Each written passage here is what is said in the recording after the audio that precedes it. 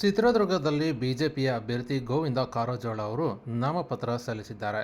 ಇನ್ನು ಗುರುವಾರ ಮಧ್ಯಾಹ್ನ 3 ಗಂಟೆಗೆ ಚಿತ್ರದುರ್ಗದ ಲೋಕಸಭಾ ಚುನಾವಣಾ ಕಾರ್ಯಾಲಯಕ್ಕೆ ಬಿಜೆಪಿಯ ರಾಜ್ಯಾಧ್ಯಕ್ಷ ಬಿ.ವೈ. ವಿಜೇಂದ್ರ ಅವರ ಜೊತೆ ಬಂದ ಗೋವಿಂದ ಕಾರಜೋಳ ಅವರು ಜಿಲ್ಲಾ ಚುನಾವಣಾಧಿಕಾರಿ ಹಾಗೂ ಜಿಲ್ಲಾಧಿಕಾರಿ ವೆಂಕಟೇಶ್ ಟಿ ಅವರಿಗೆ ಬಿಜೆಪಿ ಅಭ್ಯರ್ಥಿಯಾಗಿ ತಮ್ಮ ನಾಮಪತ್ರ ಸಲ್ಲಿಕೆ ಮಾಡಿದ್ದಾರೆ.